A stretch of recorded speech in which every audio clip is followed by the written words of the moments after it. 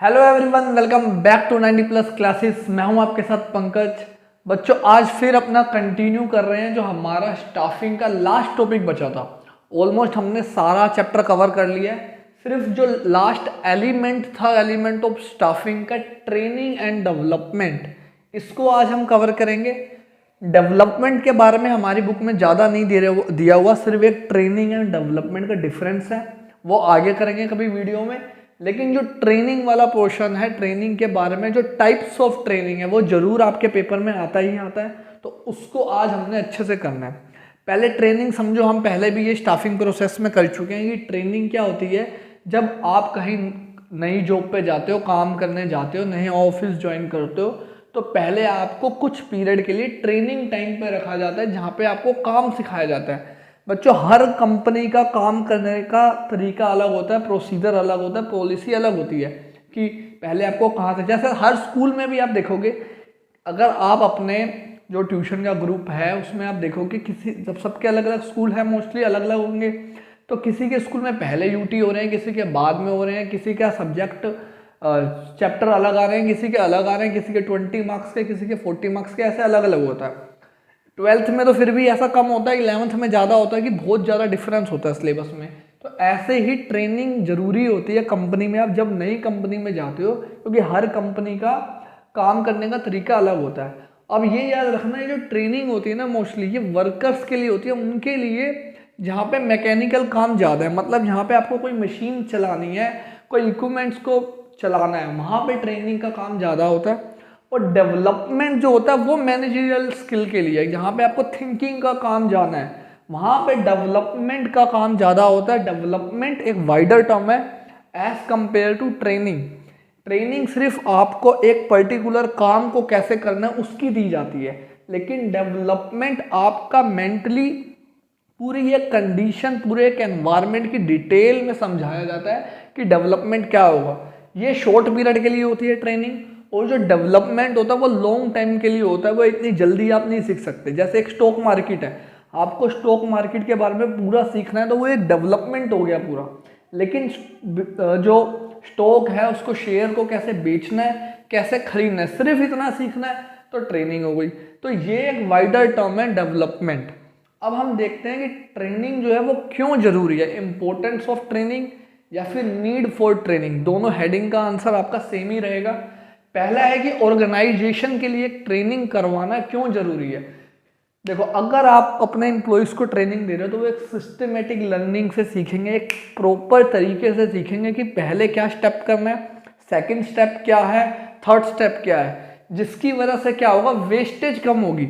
अगर आप उनको एक ट्रेनिंग नहीं दे रहे और सीधा काम सिखाने लग गए एक ही बार में कि ये मशीन है, इस पर काम करो, उसी टाइम आप बता रहे हो, आपने प्रॉपर ट्रेनिंग नहीं दी, तो उसकी वजह से क्या हुआ, गलतियाँ होंगी, जिसको हम बोलते हैं हिट एंड ट्रायल मेथड, कि आपने उसको सिखाया नहीं और बस लागू कर दिया, तो उसकी वजह से वेस्टेज बहुत ज़्यादा होगी। लेकिन अगर आपके एम्प्लॉय ने सिस्टमेटिक लर्निंग तरीके से सीखा हुआ है कि पहले मुझे ये काम करना है, फिर ये काम करना है, तो आपकी वेस्टेज कम होगी, तो ऑर्गेनाइजेशन को फायदा होगा।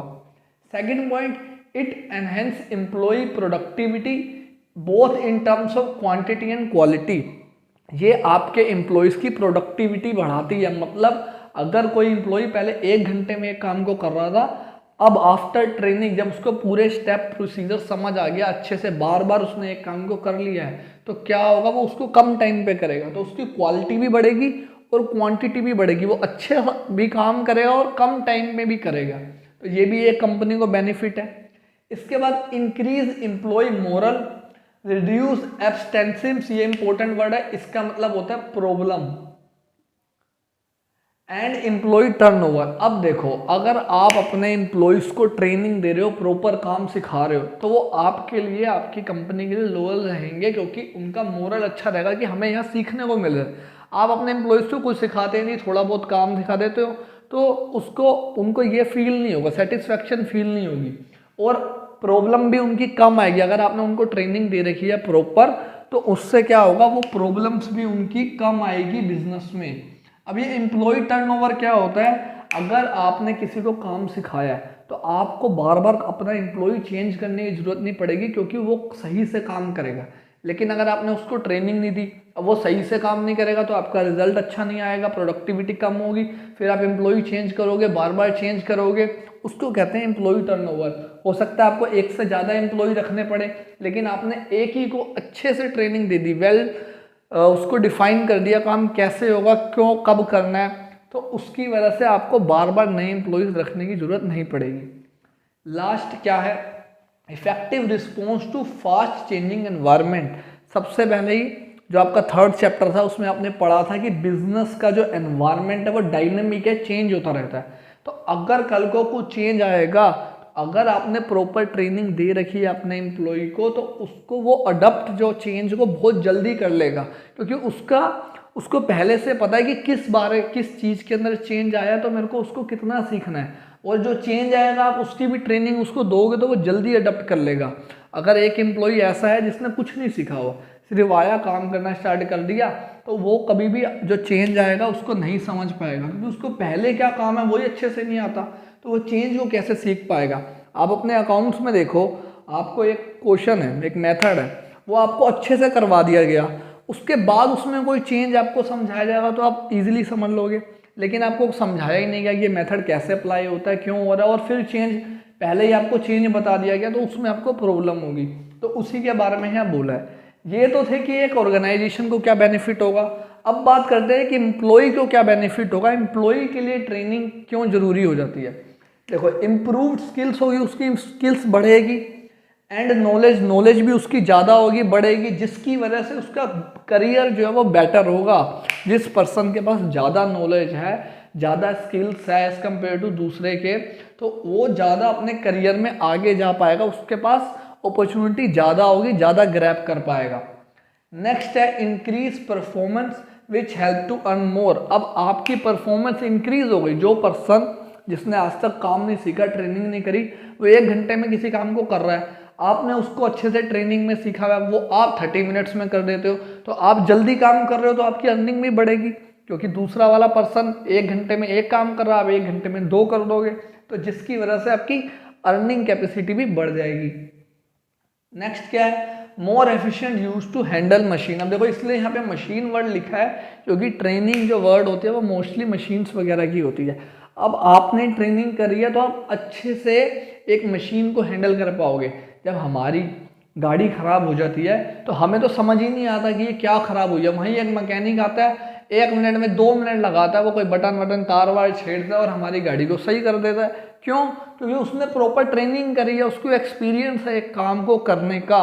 हमें तो समझ ही नहीं आता, कोई हमें बता भी देगा ना फ़ोन पे कि देखो ये तार निकली होगी, वो हमें तभी भी नहीं समझ आएगा, क्योंकि हमने कभी उस चीज़ की ट्रेनिंग नहीं करी। लेकिन जिस पर्सन ने ट्रेनिंग करी है वो अच्छे से हैंडल कर पाएगा उस चीज़ को। लास्ट है इंक्रीज सेटिस्फैक्शन एंड मोरल। ये यहाँ पे भी था।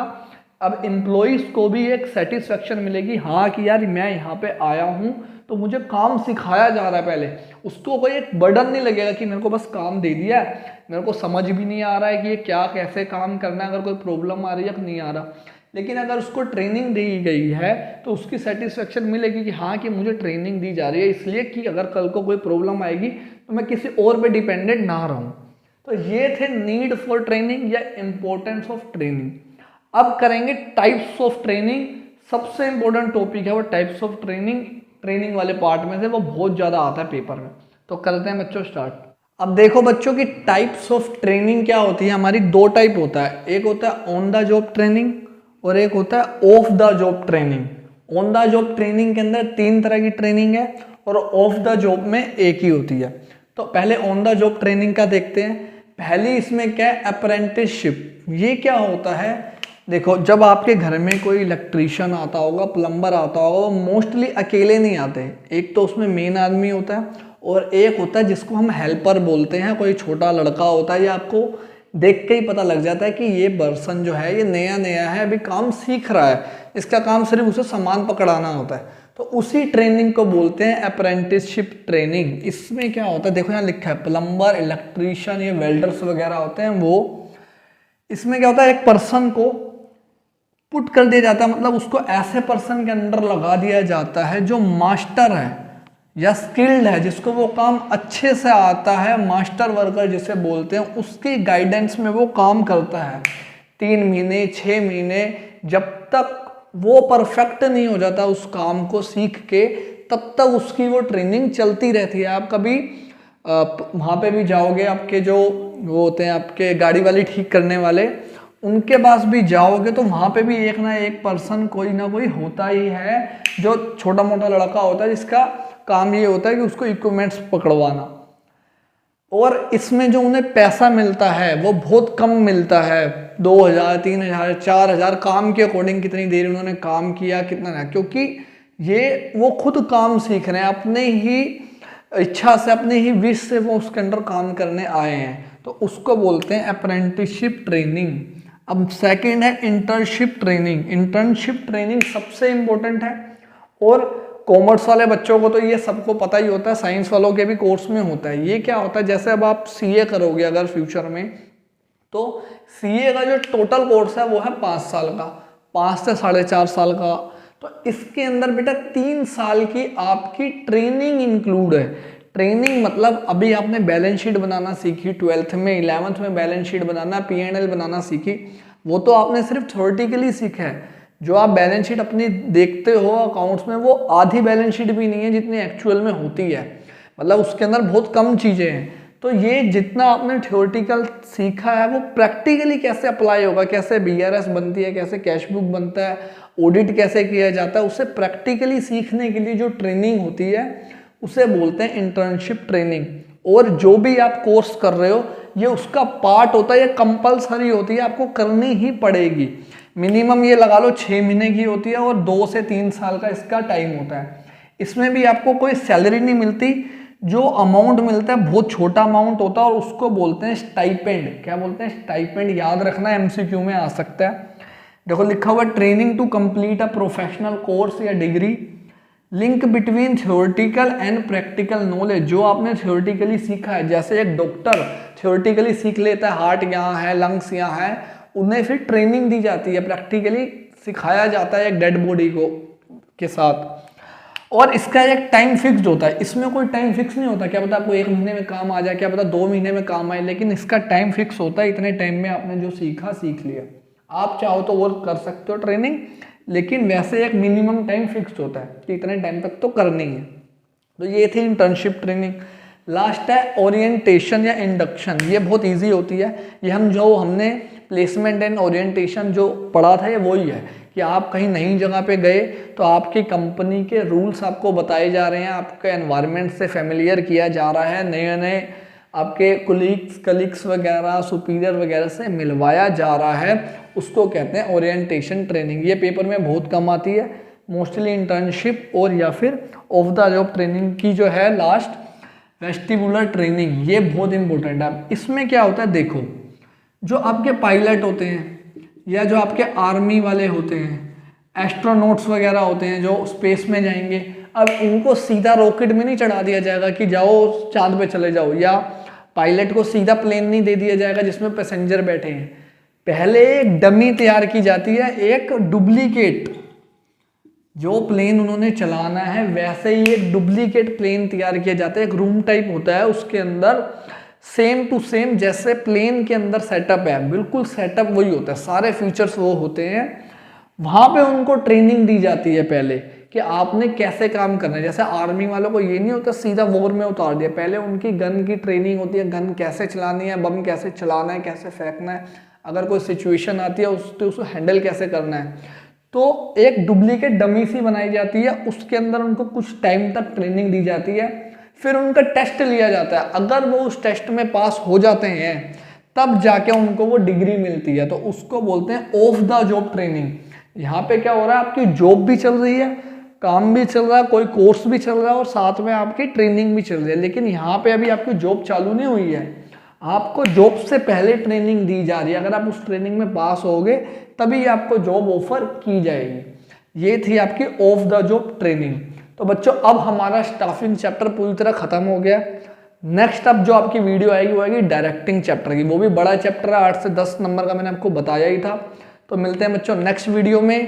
क्वेश्चंस करो, ज़्यादा से ज़्यादा MCQ करो, अपने केस स्टडीज करो, पेपर में यही आपके मोस्टली आने वाले हैं। और अगर कोई भी डाउट आता है तो प्लीज़ कमेंट करो। Thank you everyone.